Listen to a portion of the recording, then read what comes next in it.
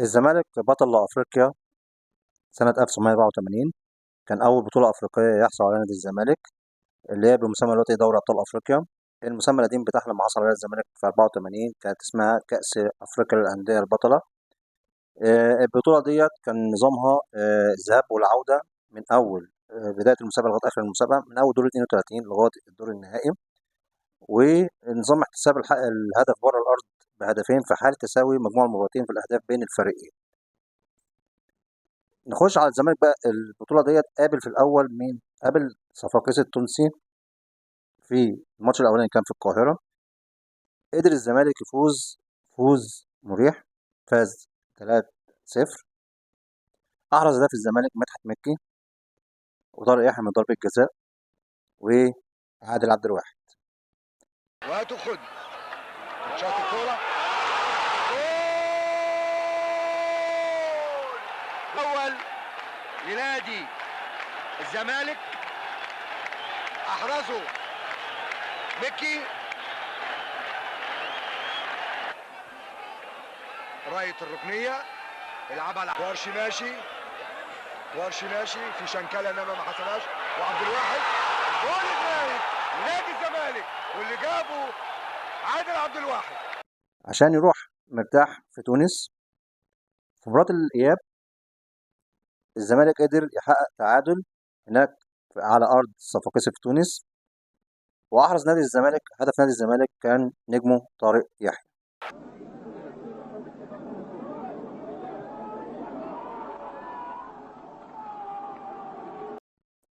بعد الزمالك يصعد لدور ال16 عشان يقابل فريق جورمايا الكين. الماتش ده كان في القاهرة أول ماتش، الماتش ده ليه حكاية وقصة. الزمالك في الدقيقة 36 يحسب له ضربة جزاء، يخش لها طارق يحيى يحرز منها هدف الزمالك. بعدها يحصل اعتراض من لعيبة جورمايا الكين على الحكم، وفي لاعب من جورمايا يتعدى على الحكم، والحكم يشير له البطاقة الحمراء ويطرده عشان يقرر فريق جورمايا الكين الانسحاب من المباراة، ويصعد نادي الزمالك مباشرة لدور ربع النهائي عشان يقابل في الدور الثمانية فريق ناكانا ريد ديفلز. أول ماتش بين الزمالك وناكانا ريد ديفلز كان في زامبيا. الماتش ده انتهى بالتعادل 1-1. الزمالك أحرز هدف نادي الزمالك نصر إبراهيم. يخش نصر ابراهيم برجله الشمال ويجيب جول التعادل. في مباراة العودة الزمالك بيحقق نتيجة كبيرة وعريضة واستعراض على فريق ناكانا ريد ديفلز. قدر الزمالك يفوز بنتيجة 5 أهداف لهدف واحد لفريق ناكانا ريد ديفلز. أحرز أهداف نادي الزمالك نصر إبراهيم هدفين، إيمانويل كوارشي هدفين، وجمال الحميد هدف من ضربة جزاء. فاول طويل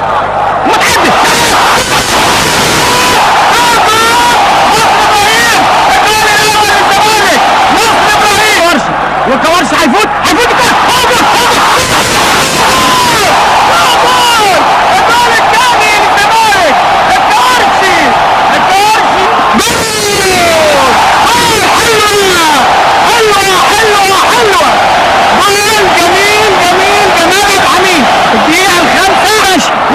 ونصر بيشوط وبيشوط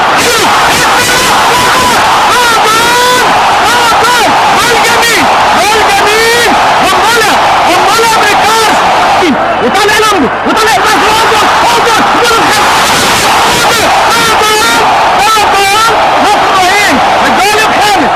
عشان يصعد نادي الزمالك لنصف النهائي ويقابل في نصف النهائي فرقة من أقوى وأشرس الفرق الأفريقية في الوقت دوت.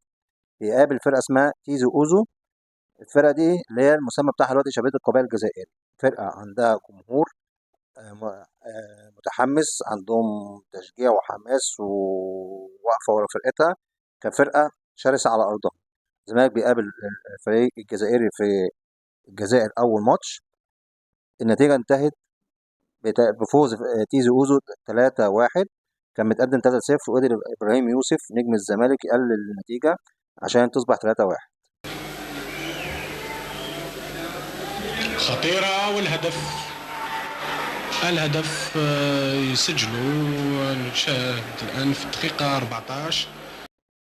في مباراة العودة الزمالك قدر يعمل ريمونتادا ونتيجة عالية على فريق تيزي أوزو الجزائري بالفوز 3-0.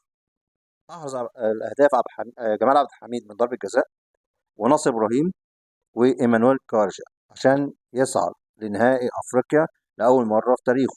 يوسف اعلى فاروق جعفر والجول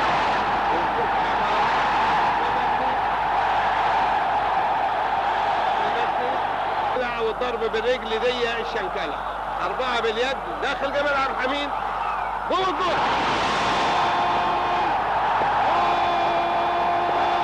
هات وخد وهوبا